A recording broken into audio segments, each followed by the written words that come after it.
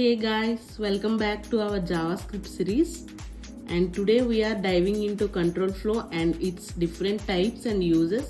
ఈరోజు మనం control flow statements కోసం, దాని టైప్స్ కోసం, దాని యూజెస్ కోసం క్లియర్గా తెలుసుకున్నాం.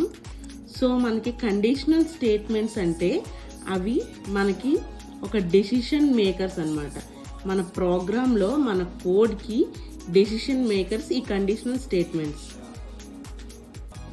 సో ఈ కండిషనల్ స్టేట్మెంట్స్లో ఫస్ట్ మనం ఇఫ్ ఎల్స్ స్టేట్మెంట్ కోసం చూద్దాం. సో ఇందులో మనకి ఇఫ్, ఎల్స్ ఉంటాయి అన్నమాట. సో ఈ కండిషనల్ స్టేట్మెంట్స్ అనేవి మనకి ఒక సెర్టైన్ కండిషన్స్తో చేసి మన ప్రోగ్రాంలో ఏం చెయ్యాలి అనే దాన్ని డిసైడ్ చేస్తాయి అన్నమాట. సో క్లియర్గా మనం చెప్పుకోవాలంటే, ఫర్ సపోజ్ మనకి ఒక సెట్ ఆఫ్ ఆప్షన్స్ ఉన్నాయన్నమాట. సో మనకి బేస్డ్ ఆన్ ఏ కండిషన్, అంటే పర్టికులర్ కండిషన్ మీద ఒక ఆప్షన్ని చూస్ చేసుకుంటాం అనమాట. సో ఇలాంటి సిచ్యువేషన్స్కి యూజ్ అవుతాయి. సో ఇక్కడ ఈ ప్రోగ్రాంలో కనుక మనం చూసుకుంటే క్లియర్గా first let is raining equals to true. ఈ లైన్లో మనం వేరియబుల్ని డిక్లేర్ చేసాం. ఏంటని అంటే ఈజ్ రైనింగ్ అని, దానికి వాల్యూ ట్రూ అని అసైన్ చేసాం. సో నెక్స్ట్ వస్తే let is Sunny equals to falls అని ఇచ్చాం. సో ఈ లైన్లో మనం ఇంకో వేరియబుల్ని డిక్లేర్ చేసాం, దాని నేమ్ ఈజ్ సన్నీ, దానికి మనం అసైన్ చేసిన వాల్యూ ఫాల్స్ అనమాట.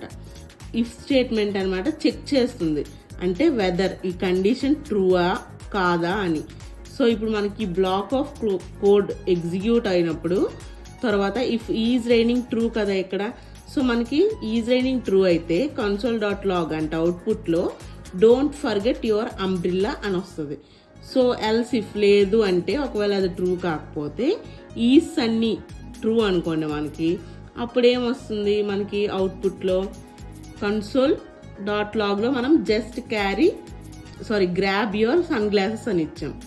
ఎల్స్ ఇఫ్ ఈజ్ సన్నీ అయితే ఈ రెండు ఫస్ట్ మనం ఇచ్చిన రెండు కండిషన్స్ ఫాల్స్ అయితే కనుక మనకు అప్పుడు ఎల్స్ అనేది ప్రింట్ అవుతుంది అనమాట. సో ఇక్కడ మనం console.logలో just carry on as usual అని ఇచ్చాం. సో అప్పుడు మనకు అవుట్పుట్ ఇది వస్తుంది అనమాట. సో ఇది బేస్డ్ ఆన్ 3 కండిషన్స్ బట్టి మనకి అవుట్పుట్ అనేది ఇస్తుంది. సో ఫైనల్గా అవుట్పుట్లో ఏంటంటే డోంట్ ఫర్గెట్ యువర్ అంబ్రిల్లా అని ఉంది, ఎందుకంటే మనం first is raining equals to true అనే వాల్యుయేషన్ చేసాం కదా, అందుకని. నెక్స్ట్ వచ్చేసి మనకి లూప్స్ అనమాట. ఫర్ సపోజ్ మనం ఇప్పుడు ఒక 1 to 5 నెంబర్స్ని కౌంట్ చేయాలనుకుంటున్నాం. సో ఫస్ట్ ఫర్ లూప్ చూస్తే కనుక ఇది మనకి ఫర్ కీవర్డ్తో స్టార్ట్ అవుతుంది అనమాట. ఇక్కడ లెట్ ఐ ఈక్వల్స్ టు 1 అని ఇచ్చామంటే వేరియబుల్ ఐని డిక్లేర్ చేసి ఇనిషియలైజ్ చేసి నెక్స్ట్ దానికి అసైన్ చేసాం వాల్యూ 1 అనమాట. ఆ లూప్ మనకి ఎక్కడ వరకు రన్ అవ్వాలి అంటే I less than or equals to 5 అనమాట. ఎక్కడైతే మనకి ఈక్వల్స్ టు 5 అవుతుంది ఆర్ ఎల్స్ 5 కన్నా తక్కువ లెస్ దెన్ 5 అవుతుందని. సో ఇక్కడ ఐ ప్లస్ ప్లస్ ఇదేంటి అంటే మనకి వాల్యూని 1 by 1 ఇంక్రీజ్ చేస్తుంది అనమాట.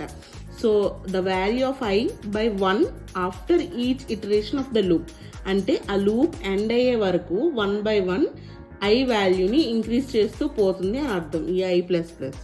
ఇక్కడ console.logలో నెంబర్ ప్లస్ ఐ అని ఇచ్చాం, అంటే మనకి ఫస్ట్ ఐ ఎక్కడి నుంచి స్టార్ట్ అవుతుందో ఆ ఒక ఇటరేషన్ అయిన తర్వాత నెక్స్ట్ నెంబర్ అనేది యాడ్ అవుతూ వస్తుంది అనమాట.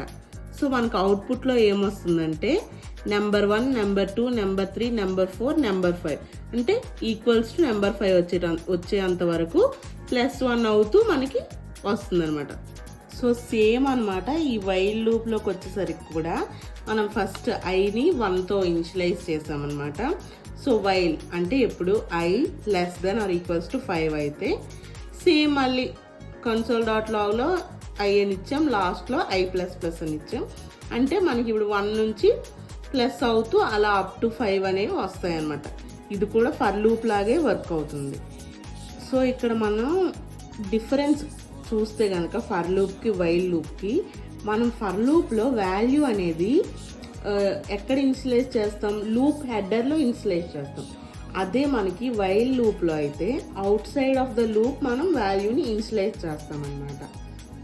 సో మనకి ఈ రెండు దేనికి యూజ్ అవుతాయంటే, ఫర్ లూప్ అనేది మనకి నెంబర్ ఆఫ్ ఇటరేషన్స్ తెలిస్తే, కరెక్ట్గా మనకి ఇన్ని ఇటరేషన్స్ అవుతాయి అని తెలిస్తే ఒక సీక్వెన్స్లో వాల్యూస్ రావాలి అనుకుంటే మనకి ఫర్ లూప్ అనేది యూజ్ అవుతుంది. సో వైల్ లూప్ ఏంటంటే మనకి నెంబర్ ఆఫ్ ఎన్ని ఇటరేషన్స్ అవుతాయో మనకి తెలియకపోయిన సిచ్యువేషన్స్లో ఎన్నిసార్లు ఇటరేషన్ అయినా పర్లేదు, బట్ కండిషన్ని మీట్ అయ్యేంత వరకు ఇటరేషన్స్ అవ్వాలి. అలాంటి సిచ్యువేషన్స్లో మనం వైల్ లూప్ అనేది యూజ్ చేస్తాం అనమాట. మనకి ఫర్ సపోజ్ హ్యూజ్ డేటా ఉందనుకోండి, అప్పుడు వైల్ లూప్ మనకి ఎన్ని ఇటరేషన్స్ అవుతాయో కరెక్ట్గా తెలియదు కాబట్టి సో ఈ వైల్ లూప్ని మనం యూజ్ చేస్తాం అన్నమాట. సో లాస్ట్గా మనకి మిగిలింది ఇంకా డూ వైల్ లూప్. సో దీని ఎగ్జాంపుల్ కూడా సేమ్. సో ఇక్కడ డూలో ఏం చేసామన్నమాట అంటే, ముందు ఫర్ లాగే వైల్ లాగానే i = 1 అని ఐకి వాల్యూ ఇనిషియలైజ్ చేసాం. సో డూ మనం ఈ బ్లాక్ ఆఫ్ కోడ్ని ఫస్ట్ రన్ చేసి తర్వాత కండిషన్ ఇస్తున్నాం అనమాట. సో ఇదేంటంటే కండిషన్కి సంబంధం లేకుండా అట్లీస్ట్ ఒక్కసారైనా మనకి బ్లాక్ ఆఫ్ కోడ్ అనేది ఎగ్జిక్యూట్ అవుతుంది అనమాట. ఎగ్జిక్యూట్ అయ్యి తర్వాత మనకి కండిషన్తో ఒక 1 by 1 ఇంక్రిమెంట్స్ జరిగి మనకి అవుట్పుట్ అనేది వస్తుందన్నమాట. సో ఇది మనకి ఫస్ట్ 1 అనేది మనం వాల్యూ అసైన్ చేసి ఇనిషియలైజ్ చేసినప్పుడు కాబట్టి మనకి ఫస్ట్ 1 ప్రింట్ అయిపోతుంది. సో ఈ బ్లాక్ ఆఫ్ కోడ్ ఎగ్జిక్యూట్ అయిన తర్వాత నెక్స్ట్ కండిషన్ దగ్గరికి వెళ్ళేటప్పుడు అక్కడ ఇంక్రిమెంట్ ఉంది కాబట్టి ఆ వాల్యూ 1 + 1 = 2 అవుతుంది. సో మళ్ళీ మనం కండిషన్ ఇచ్చాం కదా, i <= 5 అని. సో అక్కడ కండిషన్ చెక్ చేసుకుంటుంది, =2 అయింది అంటే ఇది <5 కదా. సో మళ్ళీ బ్యాక్ వెళ్ళి మనకి లూప్ మళ్ళీ రన్ అవుతుంది అనమాట. సో అలా లూప్ మనకి ఎక్కడి వరకు అయితే ఫాల్స్ అవుతుందో అక్కడ వరకు ఇది మనకి లూప్ని రన్ చేస్తుంది. అన్ని ఇటరేషన్స్ అనేవి అవుతాయి అన్నమాట. ఆ కండిషన్ ఫాల్స్ అయ్యేంత వరకు ఇటరేషన్స్ అవుతాయి. అదే డూ వైల్లో మెయిన్గా చెప్పుకోవాలి ఏంటి పర్టికులర్గా అంటే, ఒకటే గుర్తుపెట్టుకోవాలి ఏంటంటే, లూప్ అనేది మనకి అట్లీస్ట్ 1 అయినా ఆ బ్లాక్ ఆఫ్ కోడ్ అనేది ఒక్కసారైనా మనకి రన్ అవుతుంది. తర్వాత కండిషన్ దగ్గరికి వెళ్ళి అది మళ్ళీ మొత్తం అన్నీ చెక్ చేసుకొని మళ్ళీ ఫాల్స్ అయ్యేంత వరకు కూడా రన్ అవుతుంది అన్నమాట.